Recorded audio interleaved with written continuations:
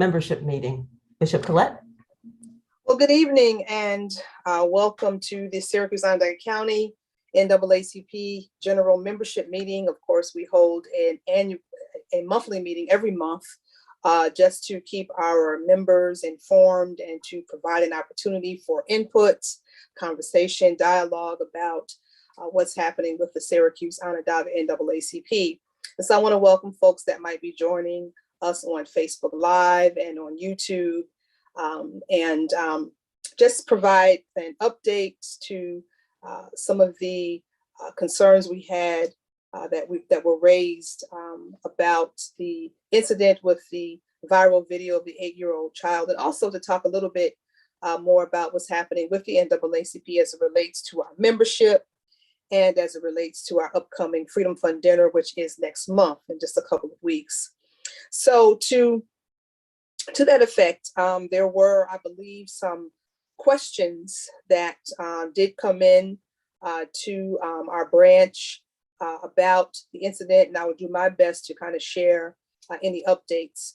So our membership chair is on, and I'm going to have her share those questions with me, and we'll just give updates about the latest understandings that we have about it. You're muted. All right, me unmuting. Did you want me to first show your letter that you, in response, you want to go right to the questions? Yeah, we can show the letter. I can just highlight that to our members. All right, let me grab that real quick. Can share that. All right, it should be showing right now. Yeah, so one of the things that the NAACP did for our members who were asking, we responded to the viral video, and I'm just going to read a little bit from the letter. It says, as the NAACP of Syracuse and Onondaga County continues to monitor the situation, the words of children's rights activist Marian Wright Elderman ring out: if we don't stand up for children, then we don't stand for much. So it was apparent that the video of the interaction between members of the Syracuse Police Department and the 8-year-old little boy ignited several intense emotions like sadness, fear, pain, worry, anger, outrage, disbelief, and some that words cannot sufficiently explain. And so we heard the cries of this child, and it was just inconceivable to think of the terror that he was experiencing at the time of the incident. And so the NAACP's position is that we are called to protect, care for, and advocate on behalf of children and families in crisis. And we continue to seek help and healing for the family and call on our community to unite together to ensure that this kind of incident does not happen again. In addition to that, we also are calling for a more thoughtful approach to community policing, and we have been in that space for many years. This incident further supports the need for that kind of cultural competency and accountability within our police department and also within our community. And so we must remain vigilant in our attempts to develop a more authentic relationship between the police and the community. We recognize that the challenges police encounter are difficult, but we also know that we want to achieve better outcomes. And so that is our position, and we are continuously looking for community partners to voice their opinions and to help deal with this very pressing issue. All right, so at this time I had just a couple of questions that came in, not many. We've had a lot of opportunity to dialogue with responses from both the mayor's office and the police department that have been televised, and we also know that some more town hall meetings have been scheduled later on this weekend, I think tomorrow night. Yes, there is, yes. Yeah. So the first question that I had come in was, what can I do to voice my opinion regarding this issue in community policing in Syracuse? Absolutely. So, having agency over one's voice is very powerful. Every resident has a right to voice their opinion about particularly about how public servants interact, particularly about how money is spent. And so a couple of things that you can do to let your voice be heard. You can write letters to the editor. You can also write letters to your common council, your elected officials. You can write letters to the mayor's office. You can write letters to the chief of police. You can also keep your ears to the ground as relates to community events that are coming up. I believe on tomorrow evening, I believe there's a town hall meeting at Tucker Missionary Baptist Church. I'm not quite sure what time it starts. I believe it starts at 6 or 6:30. Okay. 6 o'clock. 6 o'clock. And so you can get involved in community-based organizations and organizations like the NAACP that are concerned about civil rights.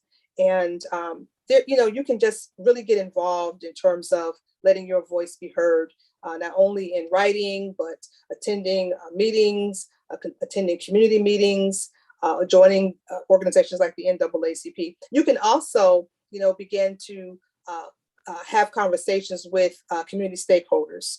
There are so many people who are concerned about the community. Some of our elders are concerned about the community. You have presidents and directors of organizations that deal with youth, like the Dunbar Center, like the Southwest Community Center, and just having conversations with directors and people in that space also can give you some insight. Okay, the next question we have is, does the Syracuse NAACP have a committee that would address these types of issues? Yes, as a part of our structure, we have a criminal justice committee, but we also have committees that address issues regarding youth. And so when a concern or an issue in the community arises, what we do is that we will filter that concern, that issue to that particular committee. This was not necessarily a criminal issue, but our criminal justice committee would review things of this nature as it relates to law enforcement. What additional follow-up will take place regarding this incident occurring with the 8-year-old young man? Well, I think there's a number of things that are happening in our community. I'll speak sort of in general terms, and I'll speak about what specifically the NAACP will involve ourselves in. So in a general sense, there is, obviously, we know that there's an internal investigation that's happening right now within the police department. That was made clear after the body cam footage came out, and there was a press conference where the mayor and the now new chief of police, Chief Cecil, shared that there are internal investigations going on, and they will be, keeping the public aware of what their findings are. They're also, from the community's perspective, there are groups that are calling for accountability. There are groups that will be calling for, what are the next steps? How can we improve relationships between the community and the police? Herein lies the community forum on tomorrow evening, where residents are invited to come and to share their perspectives, to share their input about this incident. The NAACP, we will continue to advocate for a more thoughtful approach to community policing. We will continue to advocate for those kinds of building bridges with police. We will continue to advocate for cultural competency training. We will continue to be in the space of working with our community to help families and children in crisis. And again, we're not pointing the blame in any direction per se. We would have liked the interaction between that child and the police to be different, but we also recognize that we have families and children who are living in crisis. And so what can organizations like the NAACP do? We can continue to be collaborative with faith-based organizations. We can continue to collaborate with community-based organizations that, directly are boots on the ground, that really try to intervene on behalf of children and families in crisis. It's a really big issue, and there's not one particular solution, but I think that having these conversations and continuing to look at this, and even though it was a painful situation, it was a painful thing because, it became a viral video where there was 6 million plus, I believe, views of the video. And of course, being a resident of Syracuse, being a native of this region, it was hurtful that our city was, plastered all over the news based upon this situation. But on the other hand, things happen, as the elder folk would say, for a reason. And so I think that this really will help to evolve conversations about how can the community and police work better together? How can we have a more amicable relationship? How can the police do additional trainings or have opportunities to really interact with the community in a way that's going to be beneficial and have different outcomes? So I think that this video will lend itself to those kinds of conversations. Thank you. I just wanted to let you know that there's a Mr. Reginald Williams who is on Facebook, and he did confirm that tomorrow night at 6 p.m. at Tucker, there will be a meeting. It's at 6 o'clock as we. 6 o'clock, wonderful. So we encourage people to come out to that meeting. It is a town hall meeting, and so this will be an issue. And this is a historic issue as well, Sherry. And as you know, being a part of leadership in our community and a part of the NAACP, this issue has been around for a long time. It's not something that's new, but the pain of it feels new because every time there's an incident, there's a fresh wound. But relationships between communities of color and police have been, a topic of discussion for many, many years. There's been tension, there's been strains, there's been incidents, and we recognize that, the police have a difficult job to do.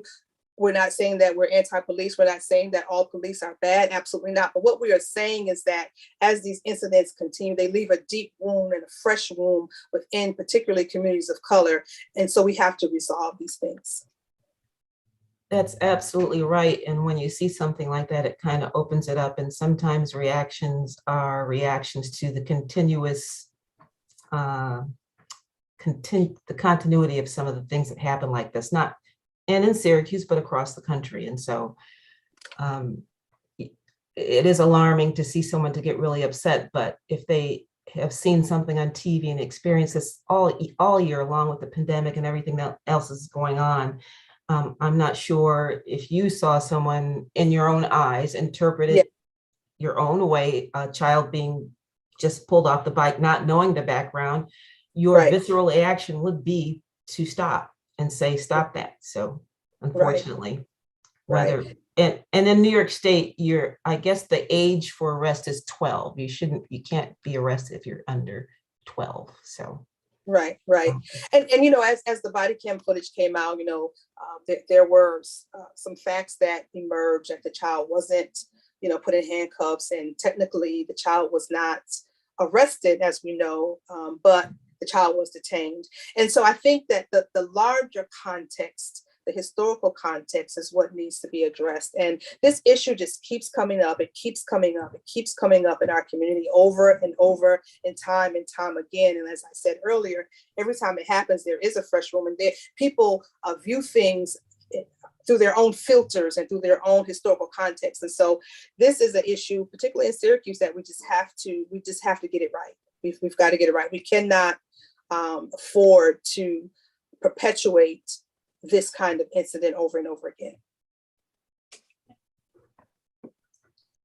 All right, well, that's all the questions I have. I'm sure tomorrow people will join to be face-to-face, which will be a more effective conversation rather than virtually. But the general membership meetings that we hold virtually is to welcome our members and also community members if they would like to weigh in on their opinions and thoughts. And we do hold our meetings every fourth Thursday of the month, and we'll be here on Facebook Live, Twitter, as well as on our YouTube pages.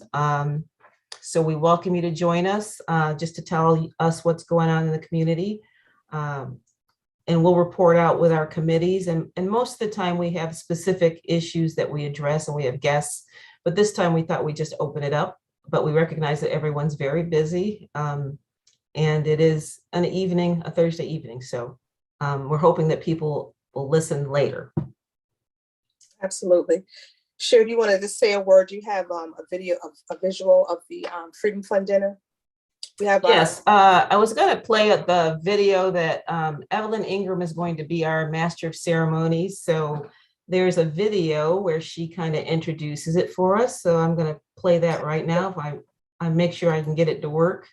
Absolutely.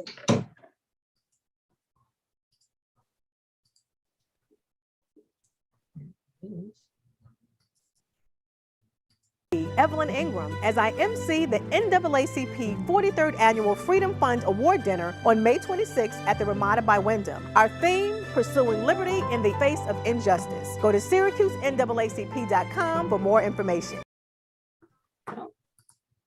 It's pretty quick, but she kind of sets it up for us. It's going to be on May 26th, starting at 5 p.m. And I'm seeking my little visual right now for that. Here it is.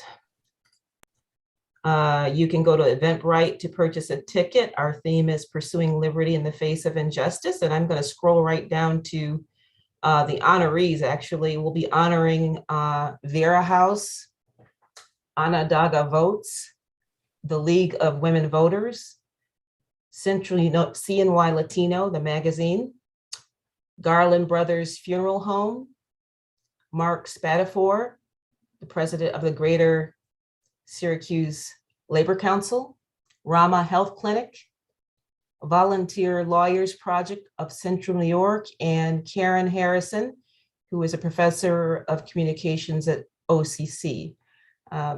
We'll have a VIP section, and if you go to Eventbrite or go to our website, you'll be able to connect and purchase tickets, purchase an additional ticket for our VIP section, purchase an ad if you'd like, and also sponsor the event. So we look forward to seeing you there. It's going to be our first live event since 2019, I believe.